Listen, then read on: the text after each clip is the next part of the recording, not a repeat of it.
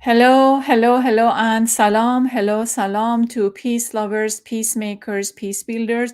Welcome to Peace Mindedly. As you see, I am not in my very sort of a juvenile, bubbly behavior and mode because the things that I'm going to talk about today is a very important matter to me. It's personal to me, and I think it's a matter that we should pay attention to. I mean, if you're following these stories, if you're following news, you know that there's something important is happening in our life, especially for women's life, and that is the abortion. I'm very, very glad that the abortion phenomenon and whatever they are going to decide in the Supreme Court leaked out, and now we know that there are extra discussion about. It's going to be discussion about abortion and abortion right and abortion law, and I am glad that we are taking step and we are talking about this matter. Here's the question. Here I'm gonna compare what is the abortion and the talk of abortion. I'm gonna compare it against the talk of hijab back in Iran. I'm gonna make analogy, and then I'm gonna explain why this kind of, I mean, this law really matters, at least to me and many women I know. Here's the question. The question is, aren't we really, really, really tired of regulating women's bodies, talking about women, and just in the business of women's body? Aren't we really, really tired of doing that? And the other matter is how we've seen that. I mean, at this moment, the United States is trying to regulate women's body. So what is the difference when the United States is trying to regulate women's body in this context compared to when Iran government is regulating women's body in the hijab content? So why all of the sudden we are all about, if anything happens about hijab and women's rights, we are, oh no, this is a backward Islamic countries against human rights and blah blah. And when the same thing is happening in our country, oh, it's okay. So we just need to put up with this because our government decided to do this, and we have to just move ahead with the phenomena. Okay, so and the other thing is that by doing that, if with the hijab phenomenon, Iranian states is shaming men and women in a public space of taking stand about hijab. Aren't we doing the same thing of shaming men and women specifically, but also men? Because I'm going to explain how really in a family dynamic or in a decision making dynamic, it's really going to influence women in the same level. And aren't we shaming American women and American men in the same level or with the same strategy? Um, um, Personal story. This is an important and personal story. It happened to me when I was a kid. Revolution was happening, and it was about 6-7 years after the revolution. I think it was about 6 years that women were forced. It was a very soft force at the time. I think it was 1980, maybe 88, 87. It was a very soft force for women of wearing hijab and having hijab. And many women were not wearing because they were just very outspoken about the government regulation, including my mom. They didn't want to go back to hijab and to just, go back to what the state was trying to impose on them.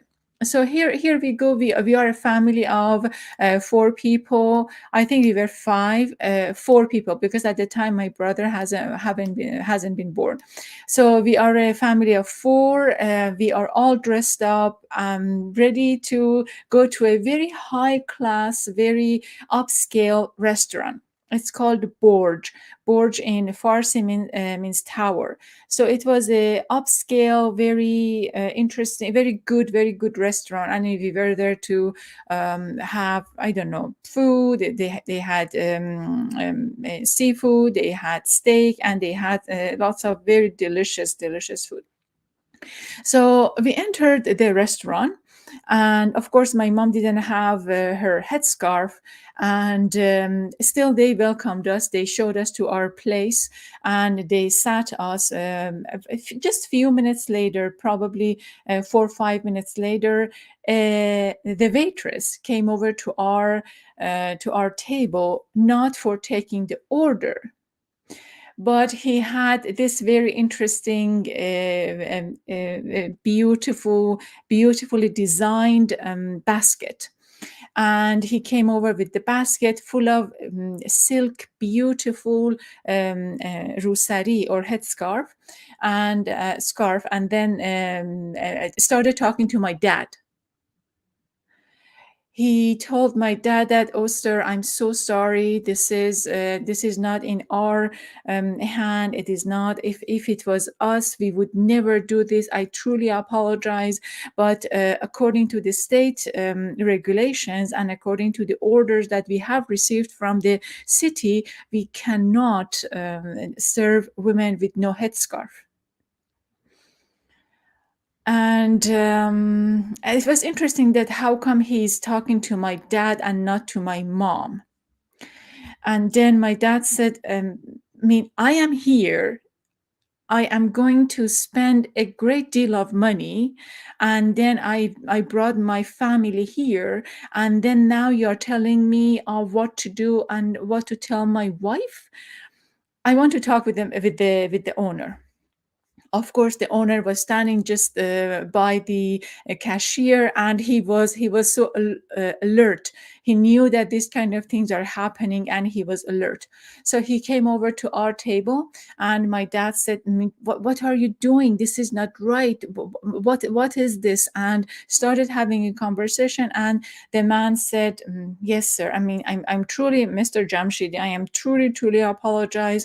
This is the city law, and we have received strict order of not serving women with no headscarf. Please mind that my dad is, I wouldn't say religious, maybe, so to speak, because he prays 5 times a day. And then, he's a very modern, contemporary kind of Muslim. But nevertheless, he didn't like anyone tell him what to do with his wife, let alone the wife himself, my mom herself. So the conversation just went for a few minutes, and my mom was kept saying, oh, don't worry, that's okay, I understand this, and I can just put on her job. And he turned to my mom and explained that, ma'am, I'm truly sorry, this is really out of our hands, so forth and so on. I just don't go into the length.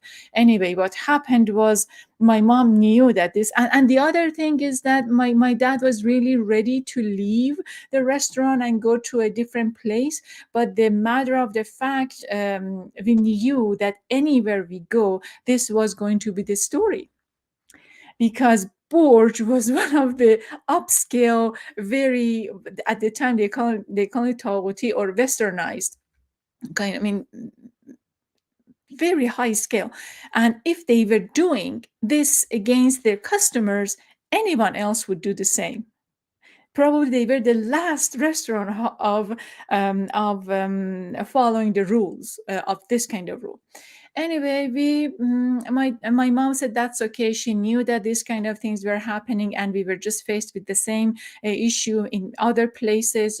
She took her scarf from her handbag and put on, and basically after that, the waitress came over and take our orders. We ate food, but when we left, my dad was very upset. He was very upset.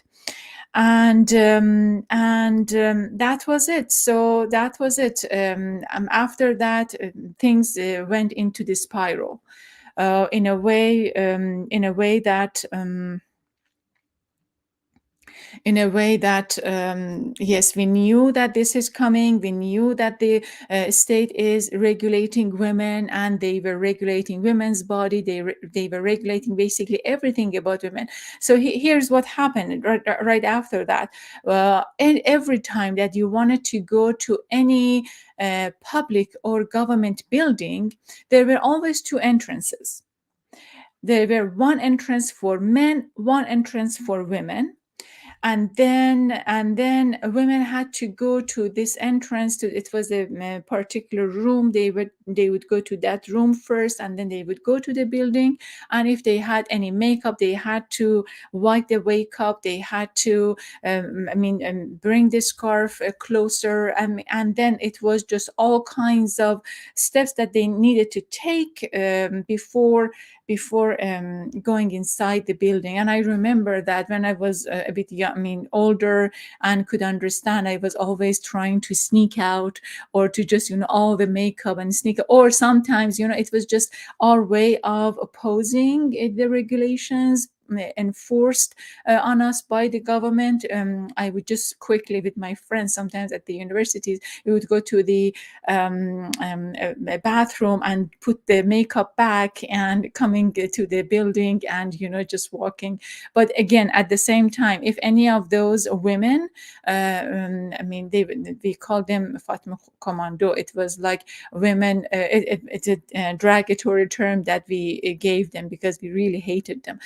If any of them would see us, they would again bring us to the that room, particular room, and do the procedure. And then if this would happen over and over, or if that person was very religious, we could have had a different faith. Sometimes they sent some of the women to, anyway, I just don't want to go into detail, but could go really, really nasty. So here's my plea. My plea is, the Iranian government was regulating women in this manner. Aren't we doing the same thing with our women in the United States? Before Iran Revolution, women could don't wear hijab, or they could just do whatever. After the revolution, they had to put back the hijab.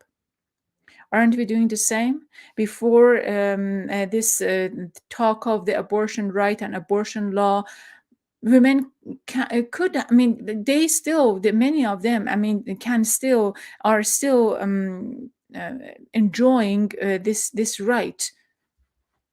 But what if the same law passes? So what's going to happen is that many of the women are not going to enjoy the same right, and then they have to put up with lots of difficulties to make decision. And the United States, the state is regulating women's body. What is the difference between here? I just don't see the difference.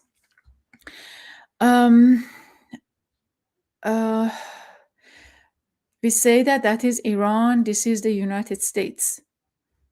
Aren't we supposed to act better, supposed to be better in this kind of circumstances? Another personal story that and here's the other thing. The other thing is, I wanted to share this with you, that when women are thinking or deciding about this matter, they are already under lots of pressure. Mental pressure, body pressure, lots of pressure.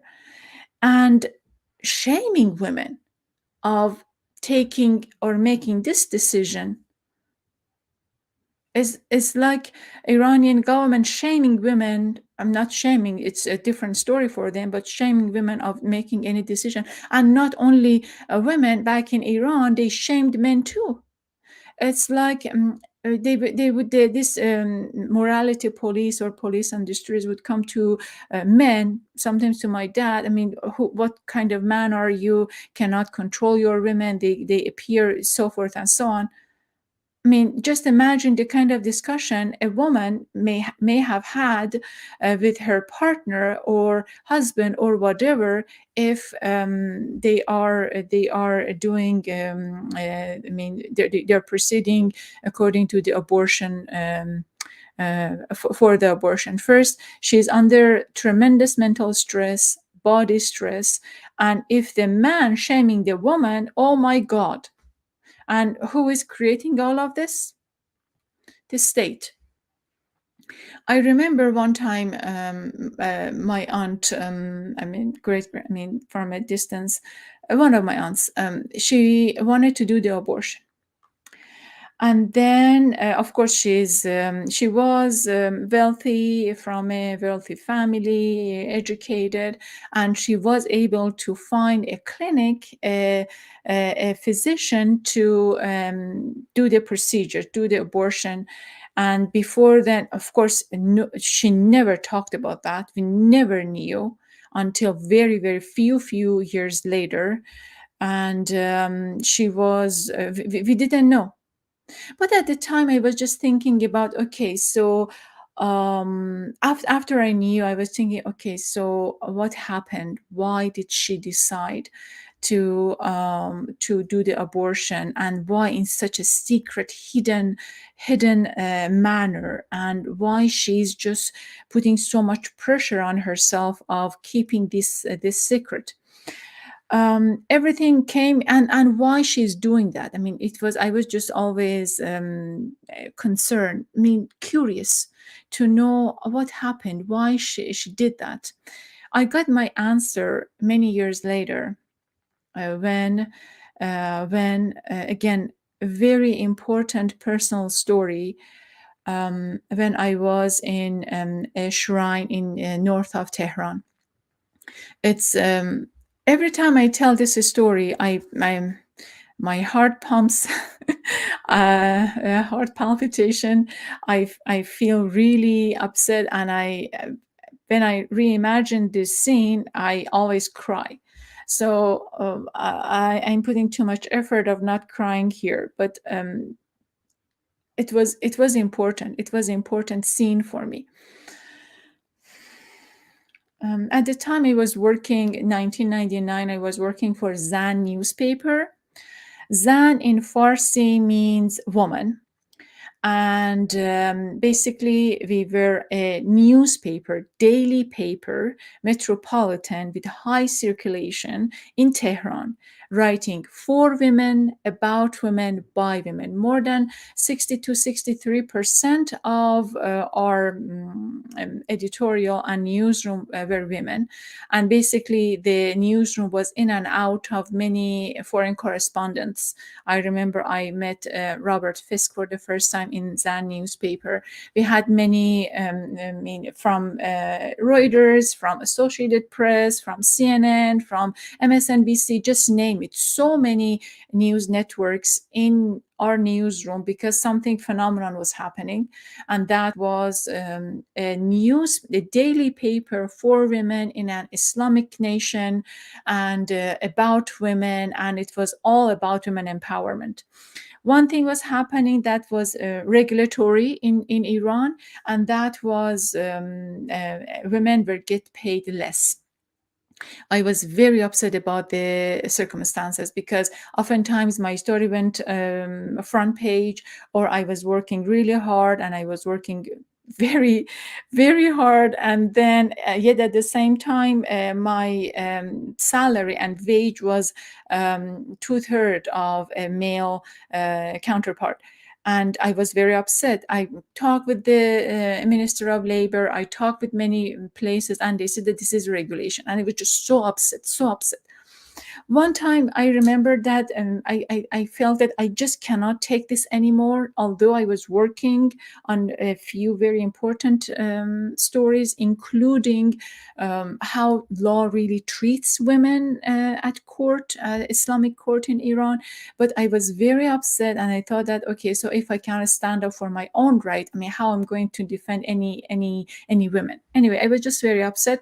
I decided that this is it. I'm quitting. I'm not going to go back to work, and that's it. I left the newsroom. It was Wednesday. I exactly remember around 1 p.m. So I get myself into this. It's a beautiful shrine. Every time I am in this shrine, it's like a temple. It's not a mosque. It's a shrine. Imam Zadeh Saleh. It's Saleh. As one of those little prophets, holy people, spiritual people. And every time I was in this shrine, I felt tranquility. I felt at ease. Everything was really fluid and very, very spiritual. So when you enter the shrine, you give your shoes and you get token. So basically a number to locate your shoes. And then at the same time, at the entrance, you get chador. It's a very large cloth that you put on your um, um, head and on cover your body anyway. But yet at the same time they do all of this, but men and women are separate. I don't know why they're putting too much effort anyway. So I just get I got my token, I got my chador, and it was a very flowery white nice flower print chador I put on, and I went to a place to do my prayers, sit there and just contemplate and think. And I was so agitated, hoping that I can release some of this anger emotions. I was sitting there and just eventually getting loosen up and just thinking and taking a few deep breaths. I was reading a prayer when I heard a voice. Um, at the time, the first thing came in my mind was Rumi's line, the عرش آسمان به صدا در آمد. It felt like the sky and the galaxy was shaking. The sound was very, very loud, and I felt that the whole building, the shrine, is shaking. Of course, I was shaking, and of course, I was my inside was shaking. But I felt that I am just so dizzy. Everything is shaking. I couldn't comprehend the anguish until I just sat still for a few seconds, and I listened, and I realized that yes, it is a woman. She is screaming from a depth of her heart, her belly. And even now, my belly is really hurts when I remember that. So just very emotionally, like you want to scream, but you can't. You have to you can't, but still you're screaming. It's like a dog whose feet has stuck and screaming this kind. So, and then yet at the same time loud enough, and the kind of loudness that I could was shaking my world. I was so distressed. I couldn't get myself up. So I crawled. The shrine had a very beautiful stone. The stone was like mirror clear, very, very clear. And then as I was crawling to get taking myself to the actual shrine where the shrine was placed, because I was at the worship and pray area, I could see my reflection on the stone. Anyway, so I crawled and I take myself to that particular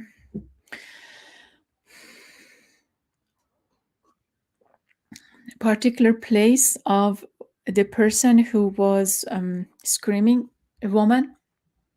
And I heard this. So every time I get emotional and I cry. But anyway, I heard that she was saying this. She was saying the same words imprinted in my brain. She was saying, God, how could you do this to me? He's an addict. Oh, by the way, I didn't say that my aunt's husband was an addict, and then she really didn't want to have a baby. Anyway, so as I said this, I remembered. The woman was screaming, saying, "My husband is addict. You gave me a girl. I know that he is going to traffic the girl to get the money for his opium.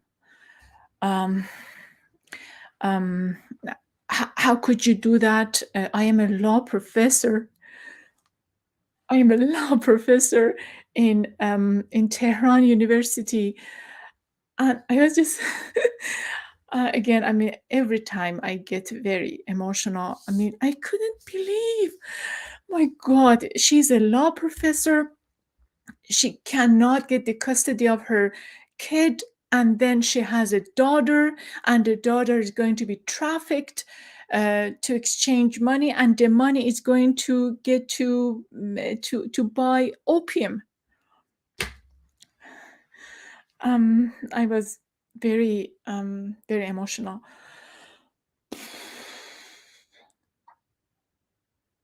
I still am.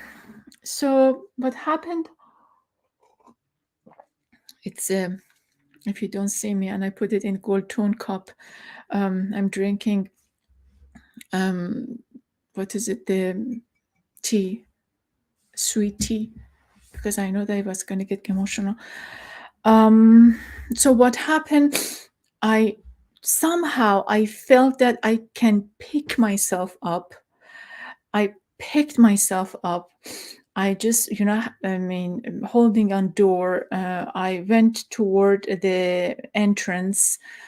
I take the shoot the token to the person's face. I got my. They didn't understand why I was so angry. I get my shoes. I just lump the chador and shoot it in their face, and I left. I left. I came back to the newsroom, and I was working with a few of the female representatives. We were working on a child custody law in the Majlis, in the parliament. So anyway, making a very long story short, I mean that scream was the very right time because really made me so determined to work on this law. So anyway, it was a divorce law and it was a child custody law. We were able to get it passed, and then after that, women's situation in this penal code improved 80 to 85%. It was a landscape victory for women in Iran. And then the reason I'm saying that, when I was leaving the shrine, I couldn't stop thinking about my aunt. I was thinking, that's the reason she did the abortion, because of this. I understand it's God. I understand that we need to learn lessons. I understand that it's life lesson. I understand that, and I do. But sometimes we are better off to just stop a pain. Sometimes we are better off because of our situation. So women in Iran did secretly and hidden. Should American women do the same, secretly and hidden? Aren't we better off? I mean, aren't we better than Iran, Afghanistan, Saudi Arabia? I mean, we are superpower, we have super women. We are super in everything, even everything. We want more. We are super size. We are superpower. We are super everything. We are super. We claim to police the world. So, aren't we supposed to do better? Why the state, or why the United States of America is trying to regulate women's body? And if we do that, what is our difference against Iranian government? That's my point. Thank you so much for watching, and God bless you. Thank you so much. Khoda Hafiz.